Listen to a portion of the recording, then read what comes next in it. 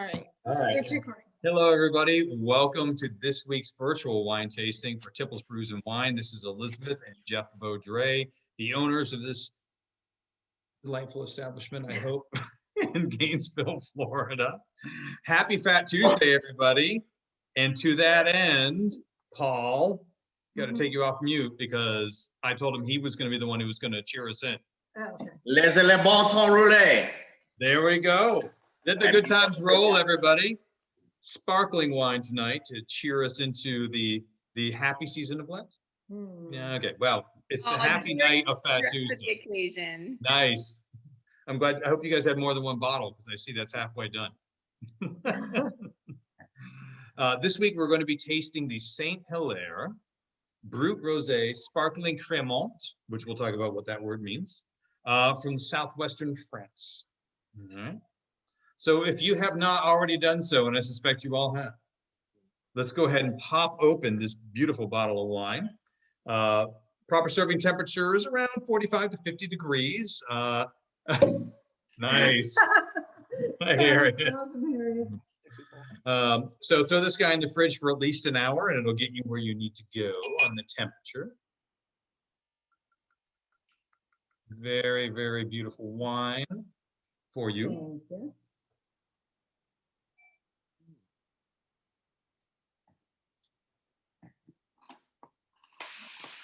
What a delight. All right. So if you would please throw up the slides. Okay. You already have it set? Does Little not bit. look like you have it set? No, I know. Okay, hold on, guys. We were messing around with new camera equipment. And so, Is it? yep. Okay. So you guys are going to see behind the scenes for just a moment. Try not to look at the other slides because, you know, you don't want a preview of things to come. You like surprises, right? So, there we go. There we go. Okay. So, which several of you guys were excited about last week, pairings of sushi. I think that was the most exciting part. Soft cheese, seafood, dishes with rich cream sauces because of the nice acidity that this wine has to offer. This is a blend. This rosé is a blend of Mouzac. Can someone start the Mouzac? Chardonnay, Chenin Blanc, and Pinot Noir in order to give it the color. There is actually, it has a sister wine for this sparkling is just the Brut, and which is a Blanc de Blanc, and that one is all the exact same varietals, the Mouzac, Chardonnay, and Chenin Blanc, just no Pinot.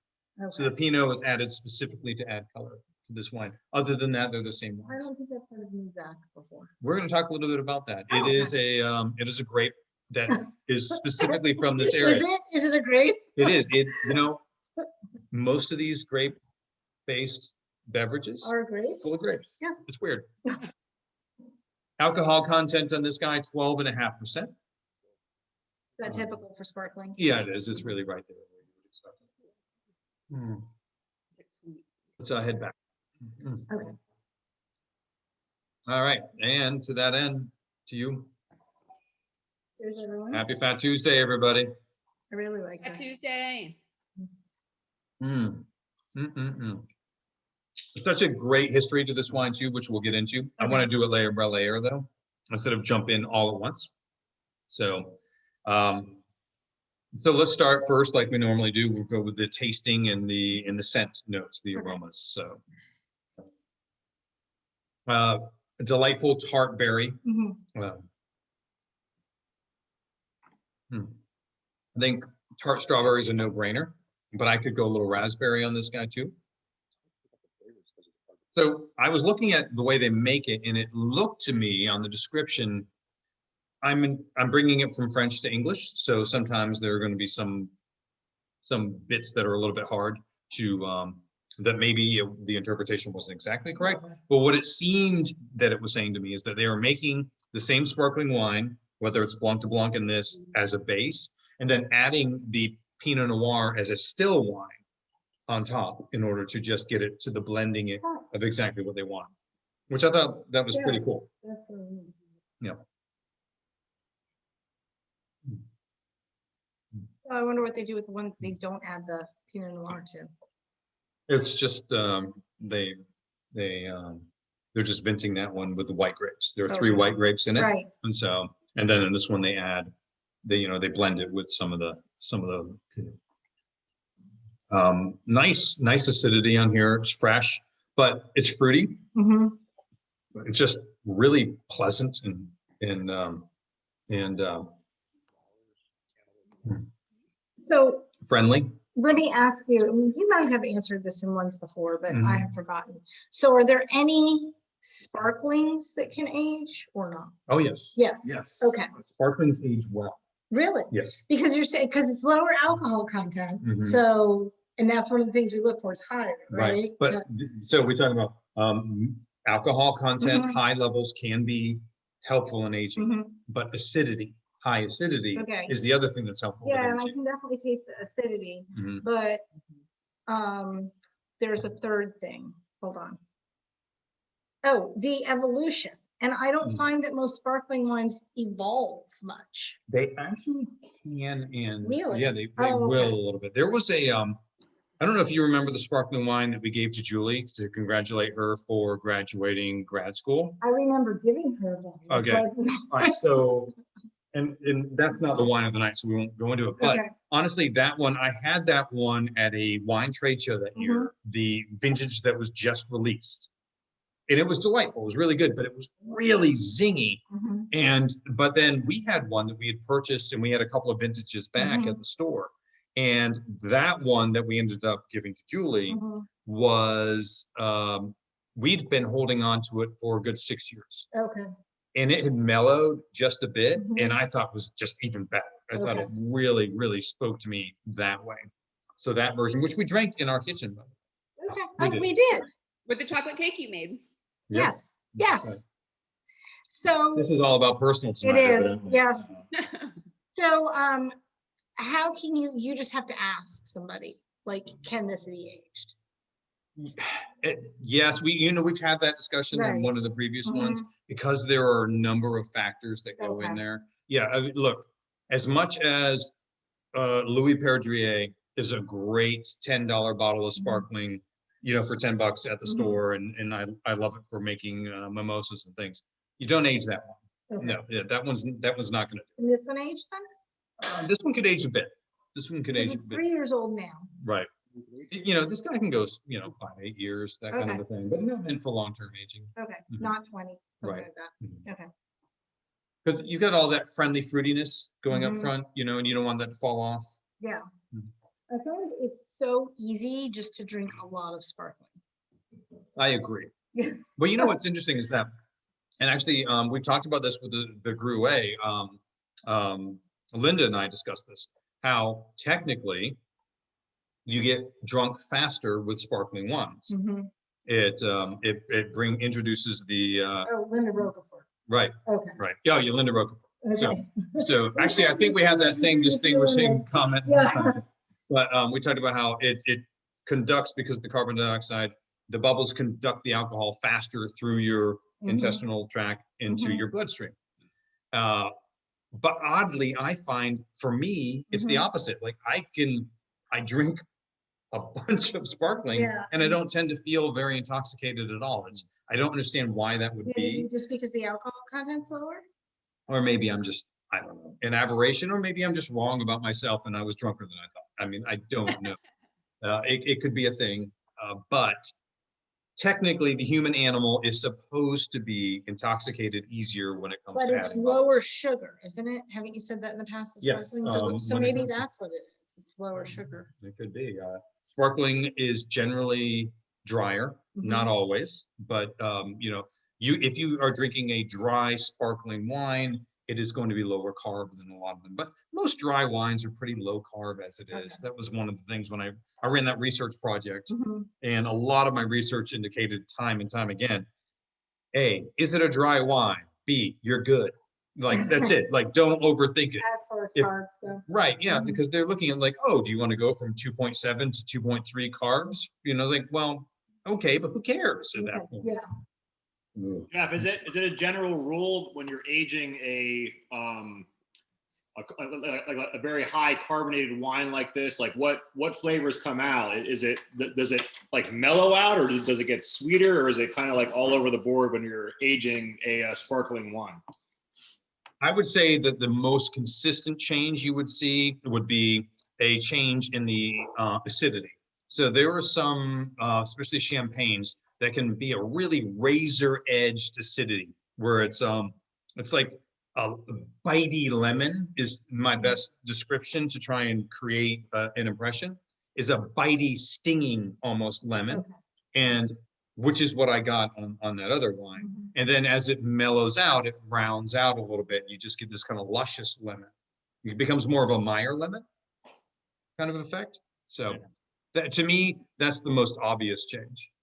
Okay. Which, and it may be a bit less obvious than some of the changes that happen with red wines, or especially with white wines, if they're not even meant to age as much. Okay. Mhm. So, like I said, nice tart fruitiness, Mhm. strawberry, raspberry. They say mulberry. Honestly, I'm not quite sure on the mulberry bush. I know there's the whole limerick about the mulberry bush Yeah. running around, but I don't know what it tastes like. I'm Yeah. sorry. I'll be honest. I'm not getting much of the red berries, but I am getting like melon and lemon. I mean, it seems very light to me, but I'm not getting strawberries or any kind of red berry. I would Yeah, like strawberry, Get but strawberry? not red berry. yeah. To me, I would get an underripened strawberry or one of those tart raspberries as more of the flavors that I'm picking out. Yeah, I'm not getting melon, but Mhm. lemon and strawberry. Mhm. Yeah, like an underripened strawberry. Great. Mhm. That's less sweet, Right. more tart. Right, yeah, Mhm. something that, it doesn't, yes, it's speaking to the fruit that's there, but it's Mhm. not, it is tart But and I think fresh. that acidity is what he's tasting with the lemon Mhm. too. Yeah, I could totally get that. And assigning like a citric, Yeah. a citrus rind Mhm. quality to it, which I could totally like, almost like a tangerine rind. If I were to throw, one of the Yeah. more luscious citrus Mhm. fruits, Yeah. mandarin orange rind, or Definitely rinds, not the yeah. actual, yeah. Mhm. Mhm. A bit of that. Minerality and acidity, I would say, is fairly minimal. Not getting a lot of salt on this guy. But it is nice and lean and crisp and friendly and, Mhm. and totally delicious. So, in my opinion. So let's jump over to see where this guy came from. Okay. And obviously Elizabeth likes it. She's citrus. It's always indicative. If you see her reach, it's Elizabeth Well, but Brew. also it's so, that's why I said I think it's easy just to drink too much of it. And I don't know if it's because of like drinking like LaCroix or whatever all the time that I feel like the bubbles are just refreshing and I just, Yeah. you know. Well, I don't So- want to ruin the surprise, but I brought 2 bottles home just in case. Oh, there you Just go. saying. Okay. That's why they call me Bubbles. Yeah, exactly. Okay. All right. So So this. he's next. Okay, so here we are, French wine regions. So we have been all over this place, except for Alsace, which we will do. I realized that it's like, oh, good, we haven't done Alsace yet. That's going to be fun. So anyway, but we're down in Languedoc. And now, do you guys remember the Mas d'Amas, Yeah. which was Mhm. technically a red blend, but mostly Cabernet Sauvignon? That was from the Languedoc. So we are going to be inland a little bit this time in the Languedoc. Zooming in a bit, we're in Limoux, right here. And what's interesting is the Limoux region. Actually, you look at this, you say, well, it's one of the farther ones away from the Mediterranean. And yet, actually, because it's beginning to gain in altitude, Mhm. it has a significant oceanic effect, Oh. which is important to what we're doing. So, so here, we'll talk a little bit about the region. You want me to stay on this one? Yeah, I kind of put them in between. Why don't we jump onto Cremant first, and then we'll do it. So this is a Cremant one. Cremant means, and I think this is a great term to know. Cremant is a sparkling wine made in France, but not in Champagne. Ah, So if it's a sparkling wine from Champagne, but not made in Champagne, excuse me, my goodness. Sparkling wine from France, not made in Champagne. right, It's a All those Cremant. bubbles going Okay. straight to his head. right, exactly. Yeah. So now we have three terms for sparkling wine. We have sparkling wine, Cremant, Yeah, and champagne. that's true. So, okay. Yes. So here we are. This is where we're drinking tonight, the Cremant de Limoux. Okay. All right. But, they are made. So the other thing with Cremant, which makes it different from, say, other sparkling wines in the world, is they are made in the méthode traditionnelle, which is the exact same method they use to make champagne. So they use the same methods, they're just made from outside the regions. The most important thing to remember when what is the champagne method is that it's natural. The sparkling quality Mhm. is done in the bottle. They're not force carbonated. They are carbonated naturally, which means, all right, you get done, and this is the way you work with naturally carbonating beer as well. You get done fermenting your beverage. You put it into the bottle, you add a little bit of sugar back into it. In this case, what you're adding is a little bit of the unfermented grape juice back in there, and then the yeast wakes back up Mhm. and carbonates within the bottle. Because as it eats that sugar, it creates more carbon dioxide, it's encapsulated in the bottle, so it's a natural carbonation method, which creates beautiful small bubbles and a nice mouthfeel. Mhm. It can be difficult to capture the exact same qualities when you do not naturally carbonate. Natural carbonation, honestly, is the best way to Mhm. carbonate, but there are some downsides. Would you mind jumping us back real quick? I will pontificate a bit. There we go. Oh, no, I mean, just to the video. Oh, okay. Sorry, I I wasn't thought you did specific. it backwards. So natural carbonation, whether we're applying this to wine or beer, honestly, optimally, in my opinion, the best way to carbonate a beverage. You get nice small bubbles. It incorporates the kind of a nice, wonderful mouthfeel in the beverage. But drawbacks: it's more expensive, it's more work, and it's potentially inconsistent because you're washing in a new fermentable, and if it doesn't line up to the same amount of fermentable per bottle, then you'll have some that will gush and some that will be flat. Mm. So it takes a lot of additional work and it's a lot of additional expense, which when you're talking about the fact that we're dealing with, what was this, a $24 bottle of wine? I mean, think about, they got all that from France over here, and they put in the time to naturally ferment, naturally carbonate this wine, this Mhm. beverage. I'm blown away by it. I think it's fantastic. So, but that is the méthode traditionnelle, natural carbonation method, and that's what that all means. And that is true of just this one with the natural, or is it all Cremants? All Cremant, So all champagnes and all Cremants. right? So all French sparkling wines are, No, no. there are French sparkling that are just French sparkling.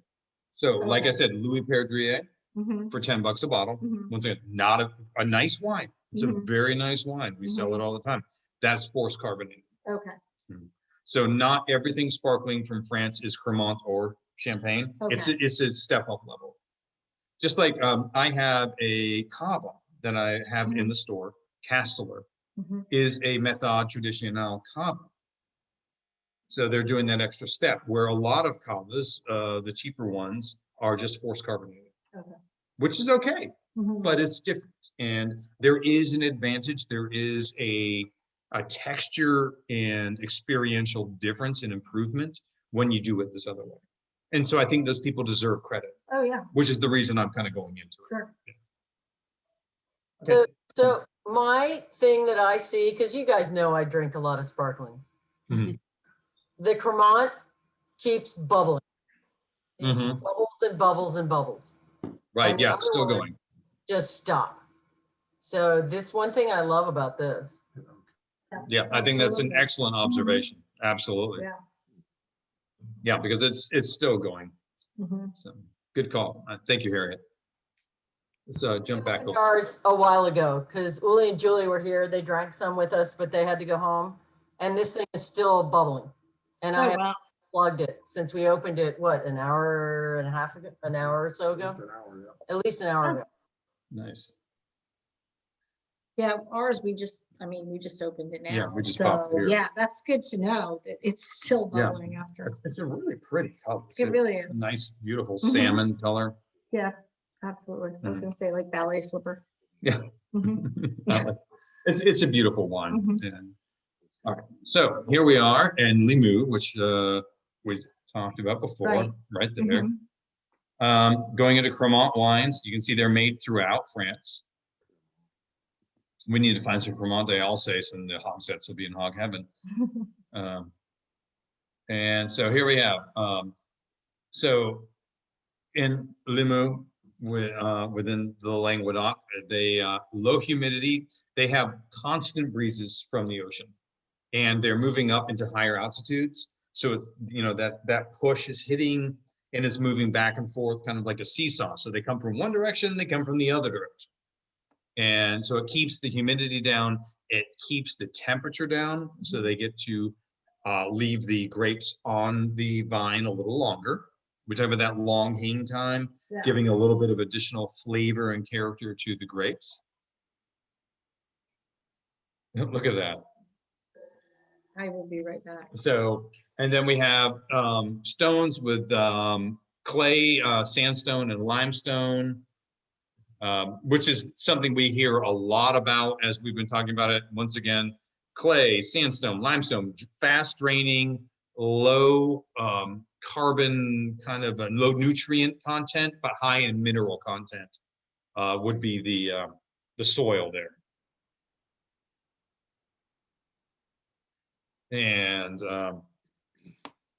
we'll talk about, here we go. So Limoux, down in the Languedoc, sparkling wine is the dominant production within this region of France, which I think is kind of fun. So here we are outside of Champagne. We're in a little sub-region where the dominant production down there is sparkling again. It's an important part of what they make. They're not just also and kind of a thing. And in the Languedoc as a whole, this little southwestern region of France is the highest production single volume area within France. 25% of all the wine produced in France comes from the Languedoc. Yeah. We talked about Mouzac. Let's jump over here. Get over to Mouzac. Is known locally as the blanquette. So if you're there and someone asks you for a blanket, they may want a beverage, not a nice warm textile. I'm just So saying. it's not just the grape that's known as that? No, the grape is Mouzac, and known as blanket. Okay. Yeah. So if someone asks you for a blanket, wouldn't they be asking you for the grape? Then not the beverage. It could be 100% blanket wines. Come on, you don't need to ruin my joke. Just because it wasn't good doesn't mean. I just wanted clarification. So for red wines within this area, their dominant growth is Merlot. Like I said, soil is rocky, clay, sandstone, limestone, maritime influenced.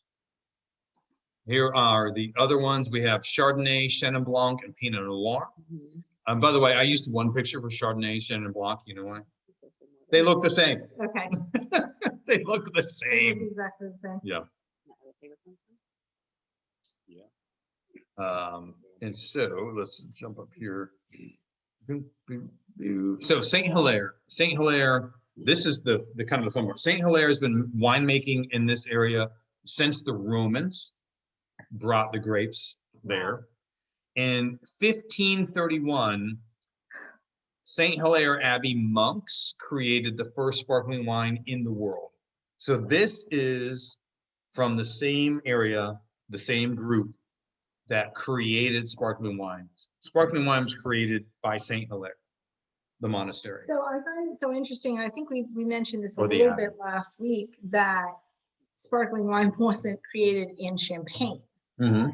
Because obviously it's one of those words like Band-Aid or Kleenex or things like that. that has- Xerox, right. right, has taken over like the category of wine that it Right. is, rather than just being like a subcategory of it. Yes. But it's not called, I don't know, would it have been called Cremant back then, or? No, originally, Yeah, I'm I sure they mean, probably just would have been the wine sparkling- of the Okay, St. Hilaire Abbey, you know? alright, But yes, that is true, where Champagne has become known as, Right. you know, like people use it as a generic term for Right. sparkling wine instead of just using the generic term sparkling wine. right. Yes, so So why is that? Like, why did that take over? Just because they had really good marketing?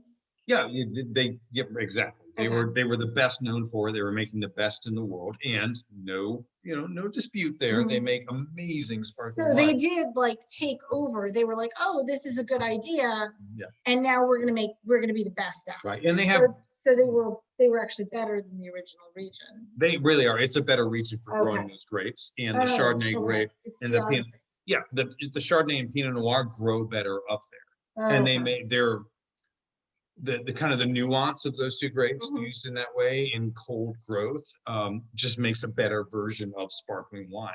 So that's what took over. By the way, 100 years later. Oh, really? Yeah, 100 years later.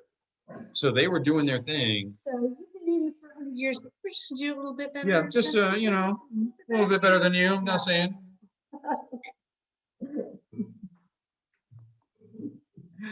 That's interesting. So the 1600s. Yes, sometime. right. Yes, because 1531, so around 100 years later, Mm. Champagne got started. But yeah, but it's still delicious. And actually, Oh, yeah, I mean, it's delicious. It's just interesting that we call it, it's my favorite lay thing. people call it. I get the calls all the time. I do. Do you have any champagne from Spain? Nope. No, I don't. No, you need to be nice. I am nice. I am nice. But I don't have any champagne from Right, Spain. but you just educate people. I do. Yeah, I- okay. It's like-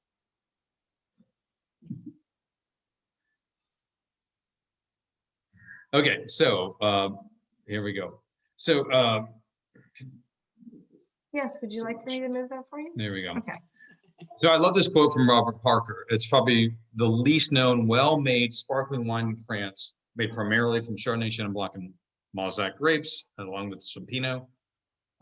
Qualitatively close to the high-quality non-vintage champagnes at 1/3 the price. Oh, And- wow. Yeah, and that's Robert Parker, who he knows his stuff. He's Mhm. really, really. I do respect his opinion. And I think that he's got a very good point. This is a wonderful beverage. That's amazing they can upcharge that much just for the fact that it's just from that region. Yeah. So, and I mean, qualitatively close to it Mhm. Right. Yeah. And there it at a is. I mean, third the price. That's a big difference. right. And I feel like I passed something. Sorry, everybody. I Yeah, did just not. don't look at the screen if it's gonna make you sick until Jeff's where he needs to be. 'Cause- Grapes. Now this guy, so obviously in this Yeah. case, this week, we're talking about grapes that have less to do with a very intense, outer layer and much to do with a balance, much more to do with a balance with some nice qualities here, but really bringing in some of the acidity, a significant amount of the acidity from the inner grape. How is that beeping again? I Excuse don't me. And, all right.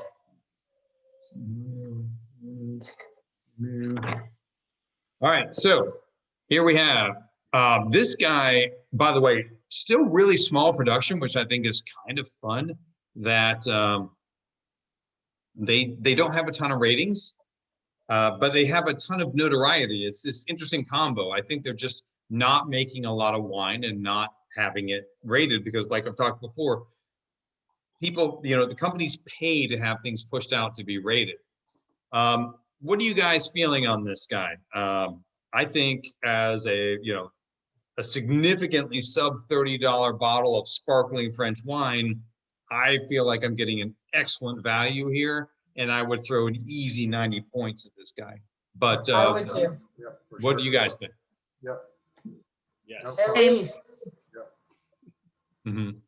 Good, good. Yeah, that's the thing. It's super enjoyable, great history. It's got interest in quality. It's distinctive. Mm. Yeah. Yeah, I like this. Sip, sip, hooray. Yeah, I want to drink this a lot. Oh, yeah. Mhm. Lot more red than me. Yeah, I'd easily do 90 points. Okay, right. Table going. Hooray! It's perfect for beautiful weather type drinking. Like sit Mm. outside, Mhm. enjoy it. It's like Right. I'm already dreaming about what I'm doing this weekend. Oh, So- that's- Keep this one in the chiller and I'll buy it. Hmm, That's all I can say. you got it. How many do you have left? I have about 8 of these left, I think. Unfortunately, they're transitioning to a new distributor because their distributor sold out to another one. You're going to be hearing this frequently from me for a couple of months while we get used to where everything lands. But I honestly feel like this one is very much worth tracking and retaining in the store. I think it's a great brand and a great product. Mm. Mhm. I will come get some more of this as well. Excellent. Well, I'm glad you guys like it. I really do too. So well, of course, I probably say that a lot because these do tend to be, I mean, they're my babies in the store. I mean, I pick all of them. And when people also appreciate what I appreciate, it makes me think you're very brilliant people. That's narcissism. Whoa. Hey, Julie, does that make me a narcissist? I don't know. Yeah, a little bit. Spoken like a true professional. I'm legally not allowed to diagnose my friend, so. I like that. Let's jump back. We'll finish up the Yeah, right. screen. Change the pace here. That's right. Okay, so here we are. Yep. We are way down here, but still right in the center Yeah, of the wine that's growing. Yep. Yeah, And then when you take into account the the ocean helping the Mediterranean. Mediterranean effect with the breeze and everything in there, you can totally see why that works. Can you guys hear us okay still? Mhm. Yeah. Okay, we just got a message saying the internet was stable. Yeah, okay. So here we have so France at Almost half. of almost half of the wine production of Well, the actually, well, this is so no, weird to that's- me because it does not. it's not percentages. No, it's the amount. But just so anyway, Languedoc being where this is in the dominant producer within France. So there's a lot of wine coming out of this area, which does make sense. You see it, it's right in the sweet spot of wine production. So makes sense to me. Yeah, right in the mid Mhm. bubble there. Mhm. All right, so next week's wine, we are drinking Merlot. Whoa. Nice. And I don't want to hear anybody saying, I'm not drinking any effing Merlot. Right. So Oops. we are going to drink the Gunlach Boonshoe, which is Is so much fun to say. German? It's Dutch. Oh, okay. Oh, I could go into a whole thing about the Dutch because of, Austin Powers. But anyway, I Okay, won't. We're not gonna do So that. anyway, Gunlach Boonshoe Merlot from Sonoma Valley. This guy has, you can see he's got some modest little Mhm. 90 and 93 point ratings on there. Yeah. We haven't had a Merlot yet, and I wanted to do something extraordinary. And this is a beautiful wine. It's fantastic. It's got so much power to it. And it's a great example of good Merlot and how Merlot was at a disservice with the way people have been looking. Sure. This is a fantastic example of Merlot's redemption. So right, exactly with like filet with blue cheese would be exactly what you would eat. Oh my God, Yeah. I would eat that. So. And it would make me happy. This winery is also California's oldest continuously family-owned winery. Wow. Yeah, we later on we'll drink the oldest winery, but it has fine. It was sold recently, so it's still good. Okay, But this but one's this still is the family owned oldest still family-owned winery in by California. the same family. Yep, same family the whole time, which I knew that would really resonate with everybody, and it does with me too. Yeah. And their really name is so much fun. And so they actually go by Gun Bun. Like if you want to go to their website, it's gunbun.com. That's awesome. So Gunlock Bunshu. And by the way, the Dutch are the reason we have donuts, so. yeah. Can you say that one more time? How do you say it? It is Gunlock Bunshu. Gun We'll never get it. Lock Bun Shoe. Actually, I lost my tag. I had their wines in the store before because I did it with emojis or Mhm. you know images. So it's literally a gun, a lock, a bun, and a shoe. And that is on their cork. So I Oh, didn't make really? that up. If you pull it, when you pull it, when you buy the Yeah. wine and you pull it out, you'll see a gun, a lock, a bun, and a shoe on the That's good. gun lock bun shoe. And they're great. They have a red blend that is fantastic. Their stuff is really great. So this is a single varietal. This one, yep, we're Yeah. going to go Merlot. And I had this 2 or 3 weeks ago, and I thought, I've been trying to think of the Merlot I wanted to share with everybody and have a lot of fun with. And so, and then I tasted this and it was outstanding. And I thought, oh yeah, wouldn't you? We need to drink those cans. Right. That's it for next week. So let's, Any more comments? any comments or- while I top off glasses? Jeff, when I first tasted this, I was gonna say this. I like sparkling wine. My favorite is the Spanish Cava Saguera Buenas. I'm probably botching that name, but this is not as dry as I was thinking it was gonna be. It's a brut, and Mhm. brut's the driest, right? Actually, there's extra brew. There, you can go drier. All right, yeah, this is not as dry as I thought it was gonna be. Yeah, it's got a nice fruitiness to it. I mean, it is for sure dry, Mhm. but no, you can go drier than this. Mhm. Is it Um, because it's on the sweeter side? Because it's is it because it's not on a drier side that I also was expecting because it's more like a rosé color opposed to a straight not rosé color? Yeah. Does the rosé make it so it's not as dry? I could say that, yeah. Here's the thing. The perception of Mhm. dryness Mhm. definitely changes when you get berries involved. Okay. And that's why you'll get people that will say, for example, I had a Cabernet Sauvignon that was a dry wine, but there were so many berries, it was from Washington State, that I knew a lot of people would say, this is a sweet wine. And I understand it's an Because established thing that's what within, You're associating with what you're tasting with sweet. right, exactly. Mhm. So we know this in the wine industry that Mhm. people have that perception where, wow, I'm getting a lot of berries. My brain tells me it's sweet. Whereas technically sugar levels, it's still not, Okay. it's still not, but perceptually. So as your perception of berries increases, I find anecdotally, it seems to be people perceive sweetness as an increase. Okay. And that's, so so if you have like a straight brut as opposed to a brut rosé, you're going to think or perceive more Most sweet. people, yeah, Okay. absolutely. With For- just that word. Yeah.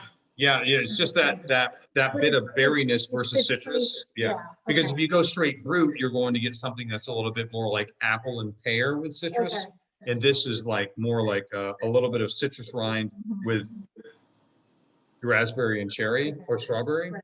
And so that moving over kind of brings Mhm. that impression of sweetness when it's really same level of sugar, so still dry, but it's a perception thing. Okay.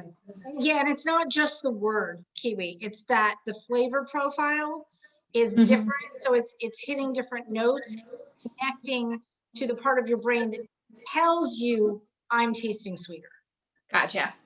Right. Gotcha. I kind of had a peach in this moment. Did anyone else have peach? No, I think that's a good call. I was just thinking that same thing. Yeah, I would agree. Yeah. absolutely. Yeah, And I think it's like the ballerina. It happened when you said the color of the ballerina shoes, and I looked at it and I was like, well, kind of looks like a peach. And then I was like, now it tastes like a peach. So maybe it's just in my brain. I would totally go with like maybe more of a white peach because of the tartness, Yeah. right? But definitely a peachy quality. You're totally right. Good Well, call. And I'm getting, now that ours is longer, a little more of that kind of melon that Brian was talking about. No, don't ever let Brian know he said anything right. The number one right every rule. now and then. We want him to keep coming to wine tastings and not just stick to beer. So Right. once in a while we can throw him a bone. But are you getting that too or not? More like a honeydew quality? Yeah, Okay, yeah. okay. Yes. Yes, Brian. Yes. It's more a tart melon than a sweet melon. Yeah, it's where you're getting toward the rind. Yeah.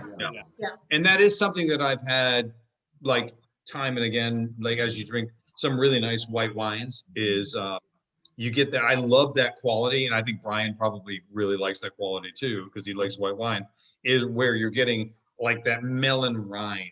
Where you've got that wonderful balance between the tart and some of the richness of the melon itself. Sure. Okay, I had to Google this. It's the Rainier cherry. Have you had? It's like. Oh yeah. Oh God, I love Rainier cherries. Yeah, that's for me, like, because they're not as sweet as like a red. Yes, they're tart. Cherry. They're like that tart sweet. Right. That's what this is for me. Like. Oh, yeah. I could go there. Yeah, I like that a lot. Yeah, I agree. I think it's a good call. Yeah. And I love mountain I had to cherries. Google it. I didn't know what they were called. But I love that you guys are exploring your thoughts. Like, what is the memory of this flavor? Where do I connect with it? That's what I do. Yeah. It was like that star fruit connection that we had a couple weeks ago or whenever that was. Mhm. I mean, if you're not from down south, that may not make any sense to you. But if you had it throughout your life, you know that Right. Right. feeling. Smell, taste. Hey, I'm constantly impressed with like with the food pairings. I mean, we don't do it every week, but I mean, sushi definitely went with this. I mean, like the Nice. sweetness of like the eel sauce and a little bit of sweetness within the sushi really went with this wine very well. So I want to try to do the pairings more often with the wine. That's Yeah. great. Yeah. I'm glad that it worked out. I'm really glad you enjoyed it. oh, yeah. I think it does because we had red that we had that was significantly better with food. than Ooh, the which one was. So, was it when we did the double red? Because remember, one was significantly different with food than It without. might have been Yeah, that it was maybe. like 2 weeks Was it ago, the 2, Canary 3 Island? weeks ago. No, I wasn't here for the Canary Island. I had to work. oh, by the way, Canary Island wine back in stock. The one that we had before? Yeah, Okay. Fontaine de Oro is back in stock. I'm going to bring that back in the store. So Okay, bueno. yeah, that's right. So, and I had about 5 people that wanted to taste it based Yeah. on just the discussion, Sure. and they weren't able to get it because That's it was great out of to have stock. that. Yeah. So we'll buy it up until it's gone again. It's what we do with the wonderful wine geek wines. Oh, I love your house. I love it. I just saw all the beads. Anything else before we, okay? So the one thing I want to say is the strawberry in this to me is wild strawberry, not regular domestic strawberry. I like it. Yeah, I like that. This goes with that tartness, and because there is a little herbaceous note. There's Oh, like sure. a little Yes. bit of like the strawberry. If you were to eat it with the stem attached kind of effect. Yes. Yeah, there's a bit of that, and I Yeah. think that's Wild that strawberry. Yeah. Yeah, So I like cheers, that you area. guys. Yeah. Cheers. Cheers! Thank you all for Cheers, coming. everyone. Happy Fat Tuesday. Mhm. Say it again. Paul. Yeah.